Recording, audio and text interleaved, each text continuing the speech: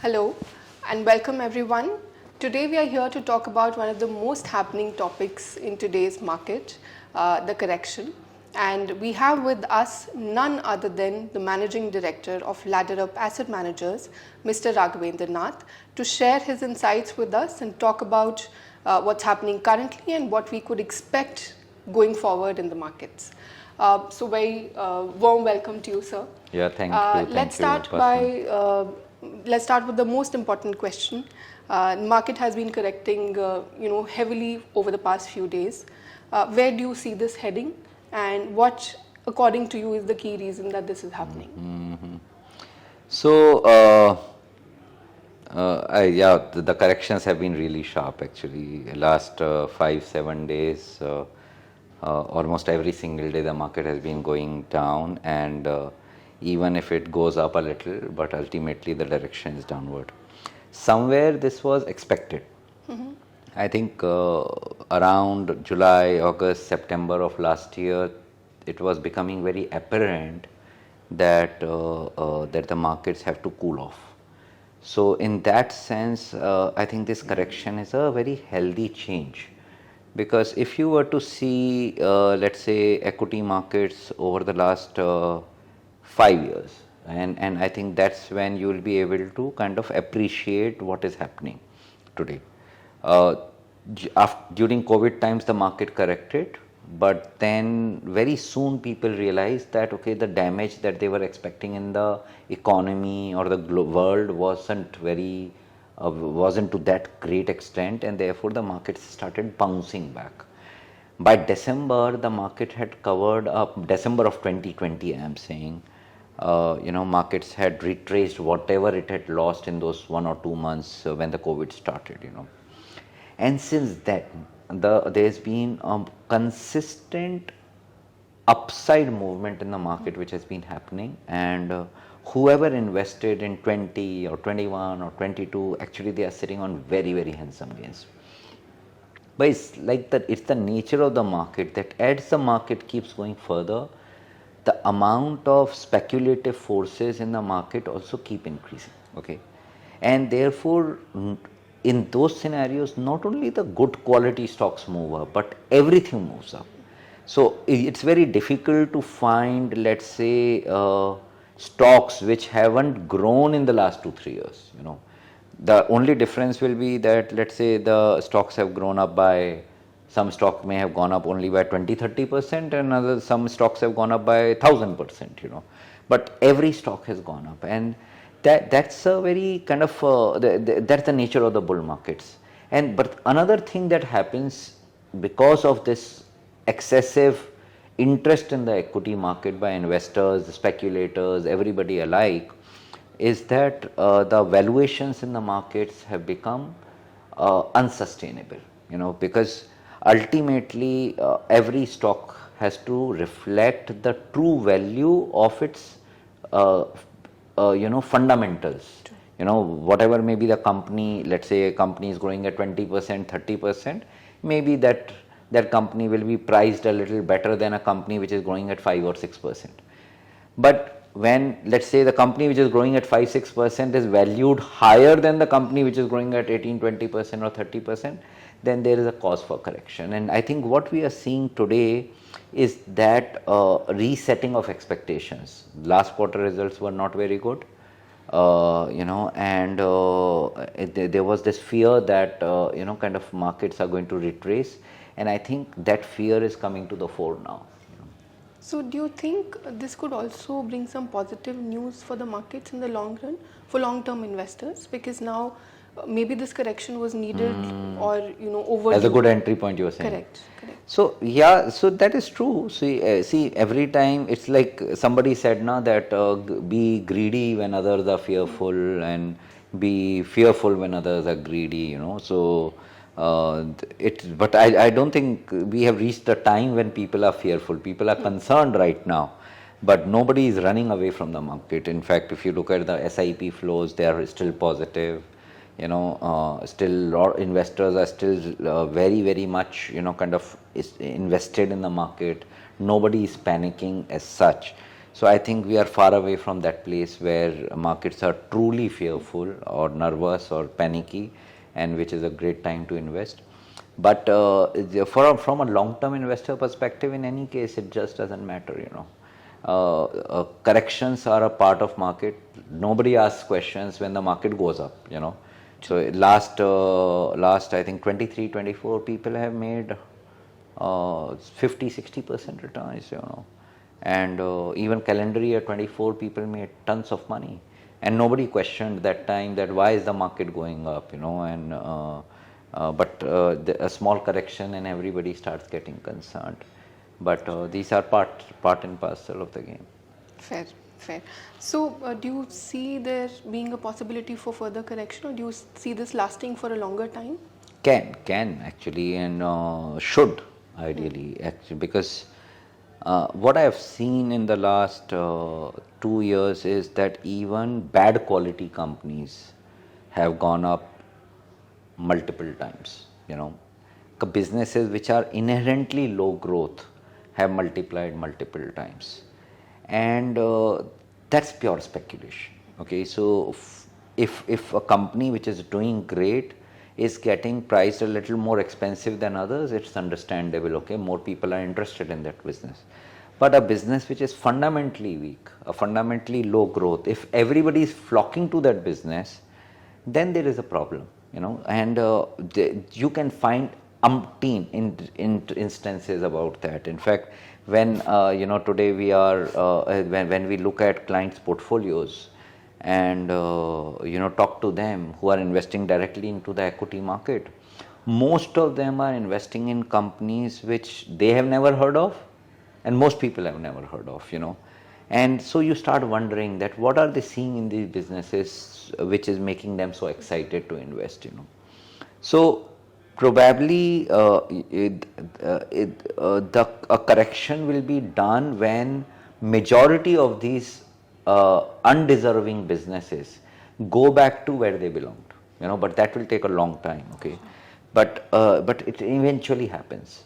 So it may happen with a faster acceleration when the markets are correcting, like right now in the last 5-10 days. But even when the markets were to recover, the bad quality businesses will go back to wherever they belonged, and so I think from that standpoint, yes, correction is still not done. Another reason is that this entire increase in valuations that we have seen, and when we are talking about valuation, we are talking about in simple terms like price to earning multiple or price to book value, and these are the basically very popular gauges to measure how a company is getting valued. And the valuations have gone up in the last 2 years in the hope that the growth that these companies are seeing is sustainable. But just think about it, a company which is growing at 30-40% per annum, what is the probability that it will be able to continue to grow at the same rate, 30-40%? Even if there was slight change in the growth, then the market expectation also get reset. Basically, the valuation that we are seeing in the market is still on the richer side. I won't call it on the cheaper side. And if it's on the richer side, more correction can happen. Now, what will lead to that correction will be, as we move into the future, as we see, we are now in the next 15-20 days, we'll start seeing most of the company declare their third quarter results. Now, if those third quarter results are not very impressive, you may see corrections in those businesses. If the fourth quarter results are further not very impressive for those businesses, then you will start seeing further correction. So I think we have now getting into a zone where good quality companies will continue to hold on to the valuations that they have, but any business which is of average or poor quality will get corrected if the valuations are high. So what I also want to understand is that this is where finding the right partner to work with to identify these opportunities of growth, both in terms of better valuations or better opportunities beyond the standard numbers, that becomes very important for an investor to find these partners to work with. True. So that's also an opportunity, for investors to gauge who should they partner with to identify these opportunities. You're seeing basically who should they take advice from. Correct. Yeah. No, and I think that question is fundamentally, what you are saying is fundamentally right in all markets, not only in weaker markets. In weaker markets, the need for that thing becomes more acute, because then people start realizing that by investing into poor quality, they may make money for short period of time, but they may lose most of it. Okay, whereas in good quality, they may make lesser money in good times, but they'll also lose lesser in bad times. So I think that sense gets acute, but ultimately, and I think this is for most people, this high returns, this kind of that thing to maximize your wealth, end up when people have that objective, they end up investing into places where they should not. And I think when it comes to your personal money, which is hard earned, most of us, whatever we have toiled for it for years and years, and then we have created that. It is very important that every single rupee of that is invested into the highest quality places. And if you have done that, then you don't have to worry. Then these things only, they have a short term impact on the portfolio, which probably you will which may get covered in another 3 months, 6 months time itself. It is the bad quality which basically suffers, and then permanently. So there the bounce backs become difficult. Now there are so many PSU companies where people have invested, and these companies were giving 5%, 6% annual growth, and suddenly people found that that's one segment of the market that's not moved in the last 2-3 years, and people just started taking those stocks up. And these stocks have gone up 5, 6, 7 times in the last 2 years. Now, when that happens, when that 5, 6, 7 times has happened, has this been backed by a change? If that company has grown at 5% for last 40 years, what makes us think that this company will now start growing at 15% or 20% in the next 5 years? True. The business has not changed. The fundamentals of the business has not changed. The product lineup has not changed. The company has not suddenly become innovative. So when everything is the same, then why should the valuation change? So when people have invested in these businesses with that thing that okay, this stock is going up and it can go up further, that is where where the corrections will be much sharper. So Right. Those are the businesses where once they correct, you will not see the bounce back. Interesting. So we've spoken a lot about what could happen and what's the potential news that we can witness in the coming months. What about the investors? Let's talk about that perspective.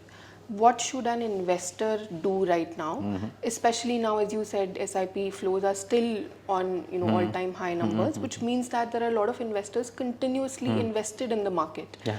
So the depth is probably also improving. What should those investors now do? So very good question, and I'll tell you. So people have to look at basically their portfolios, and then they need to act. Okay. If let's say somebody is invested primarily in mutual funds, okay, or PMSs or AIFs, basically they have given other professionals to manage their money. I think there is no need to worry. We can. I think the market forces, regulation, the way the things, the entire industries have developed. All the three, AIF, PMS, and mutual funds. Generally, managers are extremely good, okay, well qualified, and most of them are focused on investing into high quality and high growth, okay. So you don't have to worry. But if you are invested into equities yourself directly, and you had done that in the hope that I can make better returns than the other fund managers, I think you should critically look at the portfolio. There is still time. What you have seen in the last, let's say, 2-3 months is 10, 15, 20% correction. You have not seen 50, 60%, 80%. A bad quality business, if it's gone up from 100 to 500, it has to go back to 100, maybe possibly 80. It can't stay at 500. So if this 500 has become 400, you still have a lot of time. You have just lost 100. Okay. So I look at your portfolio critically, look at how many businesses are poor quality, okay, or average. Okay. And if you find that some businesses in your portfolio are like that, which you just betted on and speculated that, okay, these businesses are going up, there is a large story and therefore I should participate in that story. I think you can look at and then get out of that, because there is still a lot of time for you. Fair. But if you kept the winds have changed, okay, the direction of the winds have changed, okay, and so you no longer can expect that ideas which are inherently bad will continue to price price well, okay. I think that time is behind us, okay, where anything and everything was going up. Any IPO you invest and then it will get listed at 20-30% premium. I think we are behind that. Fair. But what I'm hearing is that I hope there's no need to worry yet for the investors, is it? Yeah, there is no need to worry. I think this is still a correction. And that's why I said I'm glad that it has started, okay, because if these kind of corrections don't happen, then people's belief in themselves, people who are acting on very little information and still making money, their belief in themselves start becoming stronger and stronger, and they start taking larger and larger bets, and those are the things which then lead to crash. So because the entire market then moves basically without any inherent fundamentals. And for stock market, the fundamental basis has to remain very, very solid and strong for the stock market to continue to inch up. So we don't. I don't think we have that scenario. Plus, we also need to look at fundamentally where are we placed. So is the economy growing? Answer is yes. Is the economy growing better than the other economies in the world? The answer is yes. Is the government finances better or worse? Better. Is the government spending a lot of money on social and physical infra? Yes. Are the foreigners still interested in India? Yes. Is the industry basically, there's a lot of capex being done by various industry players? Yes. Is the consumption good and strong? Yes. It may not be growing well, or it may not grow as strongly as we expect, but it's still in a decent place. So most of the fundamental factors in the country today are positive. Inflation is moderate, interest rates are not too high, we have stable government at the center, policies have been pro market, pro economy. So in that kind of scenario, it will always lead to a correction. It may not lead to a correction, because the valuations are, for some businesses, is unjustified. Fair. So you spoke about how the economy or the macroeconomic factor is still sustaining in terms of strength. So how do you see the market moving in the long run now, going forward? Yeah, so I think, Upasana, basically the reason that I don't expect this correction to turn into a crash, as I said, was basically that the fundamental of the economies are quite intact. And in fact, if you look at most fundamentals, point out to a better and stronger India actually. And so when you look at Indian equity markets from a 3 years perspective, or a 5 years perspective, or even a 10 years perspective, I think there is still a very, very strong case to invest. Okay, and the reason for that is very simple. Okay, almost every pillar of the economy is doing better than before. Okay, so if you look at government tax collections, tax collections in India have been growing at 17-18% per annum, over the last 7-8 years. Okay, thanks to maybe the wider tax net that the income tax is able to put over the personal individual income tax. Corporate India is doing well, so corporate taxation basically is strong. So the flows from that. Indirect taxation, in any case, more and more informal portions of the economy are also coming under the GST tax net, and therefore that number is also steadily growing. So tax collections are strong. Government has been able to manage its finances better. During COVID time, government had agreed to do some 6.3% fiscal deficit. So overspending, the expenses over income was almost 6.3% of the GDP. That is now likely to come below 4%, in the coming year. And so last year, I think government came with 4.2% number, for fiscal deficit, which was better than expected. So hopefully in another year or 2 years' time, we'll be below 4%. So we are probably amongst the large economies in the world. India is one of the most well-managed economies from that perspective. If you look at retail credit growth in the country has been very strong, and that's a big trend, because India traditionally was under leveraged and Indians never liked to borrow and spend. But the new generation is changing that outlook, where they don't mind basically, purchasing something on an EMI and fulfilling their current needs and requirements by borrowing and then paying later. So that's a trend which has been witnessed in most large economies, and most large economies in the world, whether it's China or US or UK or Europe, and they went through those phases of credit expansion, and credit expansion plays a very important role in the growth of the economy.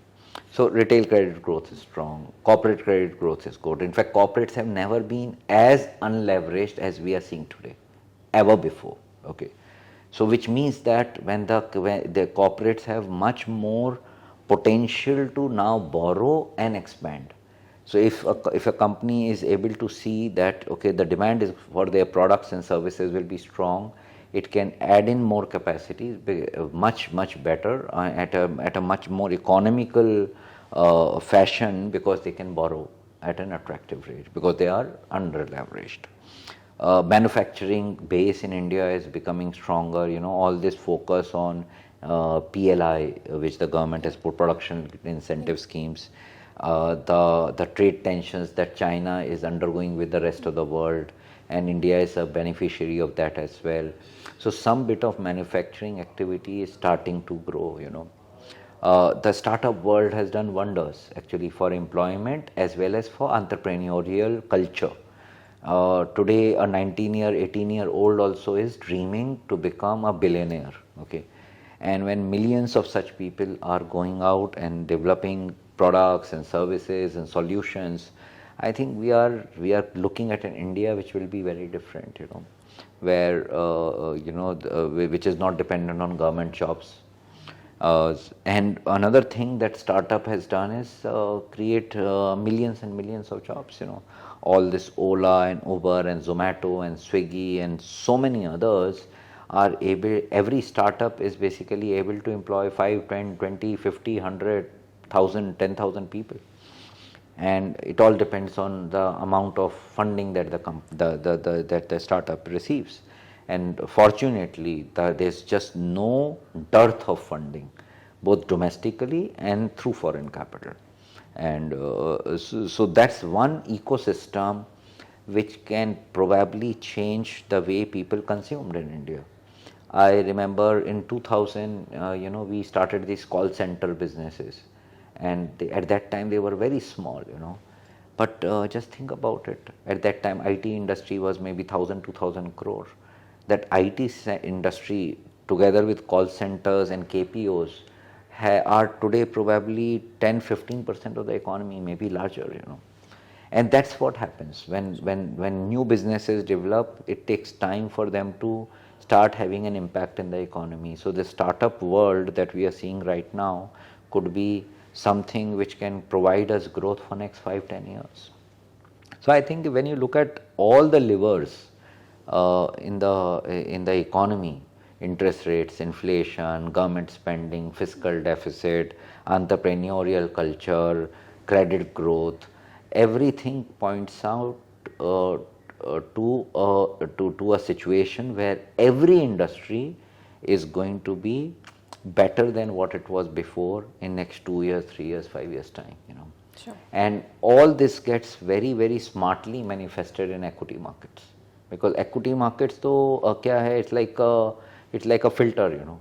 So you are not investing in 6,000 companies. A fund manager is maybe investing in 30 companies, 40 companies, 50 companies. We have a portfolio PMS scheme where we invest only in 20 businesses. Now these 20, 30, 50, 100 businesses are some of the best managed businesses in India. And because of positive economic environment, these businesses are able to grow faster. So there is just no reason why you will not make money in the equity market. Fair, understood. So coming back to the actual topic, which is about the current correction, what should the investors do? Should they maybe move their portfolio slightly to adjust to the current scenario, shift more towards equity right now, fixed income to that equity transition?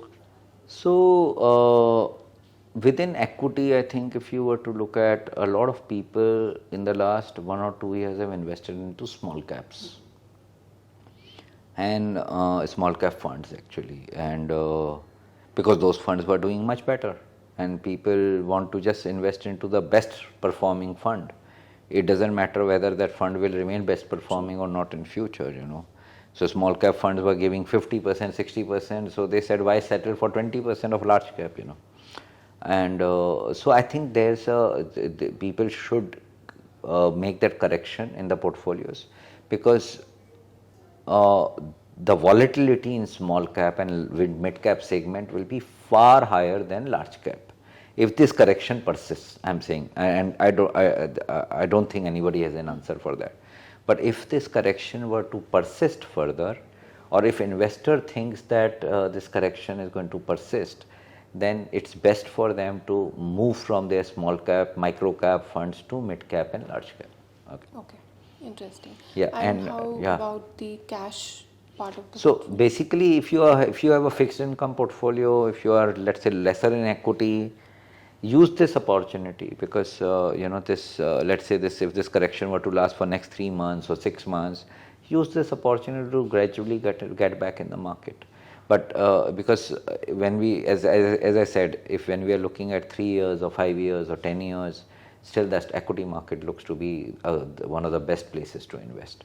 So take this opportunity and invest into businesses which are of good quality, or managers who are of good quality. Fair. Talking about managers of good quality, what are you doing in your portfolio currently? So our strategy has been always very, very, very stable. So at Ladder Up, I have always believed that a wealth manager's role, the prime responsibility is to kind of create a portfolio which can withstand situations like this, because no correction or crash comes with advanced knowledge. तो tsunami जब आती है ना, तो ऐसा तो है नहीं बता के आती है कि अभी आ गई मैं तो अभी 3 साल तक नहीं आऊँगी, ऐसा नहीं होता है. अगर अर्थक्वेक आ रहा है तो ऐसा तो है नहीं कि अर्थक्वेक अभी आ गया अगले 50 साल तक नहीं आएगा. Same is the case with the equity markets. When you look back last 30, 40 years, every time the crashes were created in the situation when the markets were most bullish. At that time the crashes happened, And so we need to be prepared for that with a mindset that, okay, if the market is rewarding risk very well today, let it be, I don't want to get into that zone, because that extra reward that the high risk is generating is unsustainable. Now whether it sustains for 3 months or 6 months or 1 year, that's a different thing, But as a wealth manager, I need to believe that that's not the right way to basically approach investing. So we have been very cautious from always. In fact, are only around 20% of our money, for our clients have gone into small cap, for instance. Rest everything is mid cap and large cap all the time. And the trick is to take intelligent risks. The trick is not to take high risk. Many people think high risk generates high return. High risk only means higher volatility of return, which it also is what it means is that, okay, my money can grow faster, but it can also lose faster. Okay, whereas so if you take moderate risk, intelligent risk, you can generate probably as much return as a high risk investor is generating, in a reasonably long time. In short term, you may see that you are losing, but it doesn't. The markets like these, what we have seen in last 2-3 months, become a big leveler. So I was just looking at index. Nifty in the last 6 months or so has fallen by 7-8%. There is a public sector enterprises index that has fallen by 20%. Okay. So 100 invested in PSC in, let's say, 6 months back is now 80. 100 invested in Nifty is maybe 92 or something. Okay. So there is already a difference. So from 80 to 100 is a 25% jump. From 92 to 100 is just a 10% jump. Fair. Okay, and people don't realize this. So if this correction were to deepen further, this index, let's say this 80 moves to 60. So from 60 to 100 to go back, it has to jump 40, which is 75%. Okay. People think there's 40%, but 100 has come to 60. Correct. Now it's to go back 60 to go back to 100 is a 75% jump. If Nifty were to correct from 100 to, let's say, 85, that is only a 20% jump. Now what will happen faster, 20% or 75%? Interesting. So high risk you took and you made money, but you also lost money, and therefore you can't recover that. Now, unfortunately, what happens? Not everybody invested in PSE, all these public sector enterprises, 4 years back. If they invested 4 years back, good luck. Those have to be rewarded. Those people and their insight that no, this is the sector which will move next, and they invested into some of the most undervalued businesses of India. Most people have invested in these companies in the last 3 months, last 6 months, last 1 year. So they are already staring at deep losses and they don't know what to do. Interesting. I think what you mentioned about high risk doesn't actually mean high reward. It means volatility. It's much higher volatility. So you have to be prepared. So then you don't worry. So our clients and all, there are some murmurs here and there that what should I do? But we say just stay invested, and they are happy with it. So we use these opportunities to get back. Okay. To where, let's say, if the client allocation is lesser towards equity, because we were not very comfortable with the valuations 3 months back, 6 months back. So we use these corrections to increase allocation to equity for such clients. But if the client has already invested to whatever extent that he is invested in, then we just watch the market from sidelines. Fair. If the corrections were to deepen, then we may increase the allocation to equity. So, but I don't foresee that happening right now. Got it. So it's been lovely talking to you. But if we were to just close this session with quick 3 tips for investors, what should they do, what should they not do, and stay away from, we would like to hear that. So I think the biggest tip is, I think investing is all about quality. Okay. If you were to buy a land and you buy a land in a God-forsaken place, obviously you're not going to make any money, But so anything that you do with your money, and you have to think of it in this manner. In fact, rather than thinking about returns, think about what will happen if you were to lose some of this money permanently, and act with that mindset. Okay, so invest in highest quality places. Always, never ever succumb to attractions of returns. Okay, returns are an outcome. Don't focus on the outcome, focus on the process.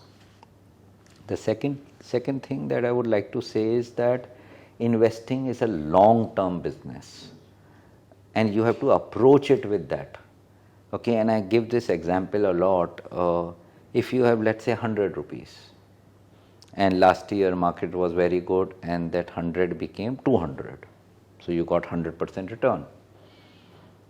And this year the market has already corrected 10%. There is a likelihood that this 200 this month there could be a 50% correction in this stock that you bought. So plus 100 and minus 50 should actually be plus 50. But compounding doesn't work like that.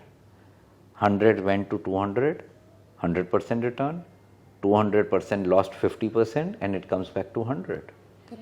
If instead you had taken just 10% in the first year and 10% in the second year, you will end up with 121%. So sometimes it is better to basically make consistent returns even though they are looking low. Then look at this short-term phenomena, because nobody has made supernormal returns forever, and which means that supernormal returns will be followed by subnormal returns, okay, to make them normal. Okay, so just focus on getting normal returns. Okay, so when you look at the investing as a long continuum of next 10, 20, 30 years, and so you will end up taking good decisions yourself. So we just did two. Should we wrap up with one more tip from your end? I think people underrate the importance of a good advisor, and I think everybody should have one. Everybody should basically find a wealth manager who's good, because that wealth manager will definitely know more than what you know. Okay, and he has already, somebody who has enough experience has already experienced the situation that you are in before. True. So he'll be able to guide you more dispassionately and objectively. So always have a good wealth manager. If you don't have one, then find a better one. Fair, perfect. A lovely way to end this interesting conversation. Thank you very much. It's been very interesting and insightful. I think there's a lot of things that the investors need to think about now. Some of them just need to stay put and not do anything right now. And some of them just need to watch out and find probably the best wealth managers they can. Thank you very much for your time. It's been lovely talking to you. Thank you, Pasna.